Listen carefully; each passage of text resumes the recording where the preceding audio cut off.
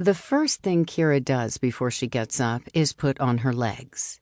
They balance on an inductive charging mat beside her bed between a set of steel rails, and the muscles in the young woman's back and shoulders flare as she elevates herself. The nerve terminals in her thighs magnetically align to the pin jacks at the bottom of the carbon fiber cups, and the interfaces constrict until they are securely attached. She has skins somewhere she can roll up over them, and if she were to conceal the seams where the texture-etched urethane and her tissue meet with shorts or a tight skirt, the looks she would get on the street would be of lust and envy rather than curiosity, revulsion, or pity. But Kira lives alone, so the servo-mechanical guts remain exposed, and she does not even bother dressing beyond underwear, a tank top, and her aviator-style metaspecs. She has not left the penthouse suite asylum at the top of the twisted and slowly rotating Infinity Moscow Tower in nearly 4 years.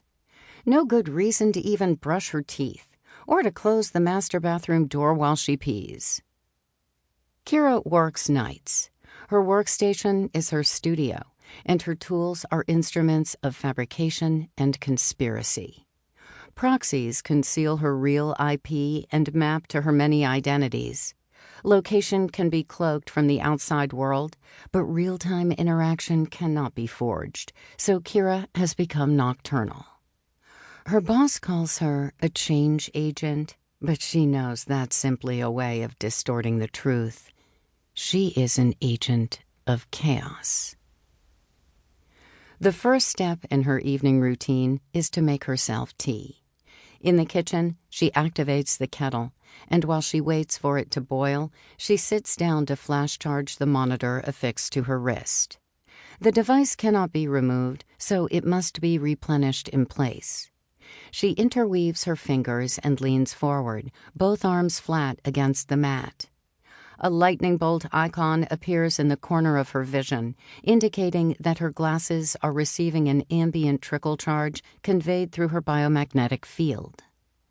The charging mat is infused with stacks of overlapping coils that are meant to get warm but never hot, and it is not until she smells something caustic and hears an electrical pop that she is on her feet and her legs are backing her away, and she understands that she's been burned. She kicks the cord out of the wall, turns to the sink, and runs her arm beneath a cold stream. She can already see round red welts forming on the inside of her forearm. It hurts, but she is no stranger to pain. Pain is always with her, and she has learned to observe it from a distance rather than letting it in. Kira was her family's primary source of income before the missiles hit, and her parents had her back in front of a computer before she was even out of the hospital. At home, her father carried her back and forth between her desk and the toilet, and her mother changed her bandages and brought her soup and bathed her, and they never spoke of the retaliatory attack her work provoked. It was in the past, and the past could not be changed. Kira learned from an early age that some people do not have the luxury of indulging in yesterday's fears or even today's chronic pain.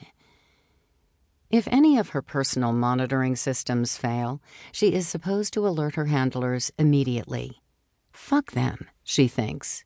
They refuse to use anything that is not Russian-made, which means half of it is trash.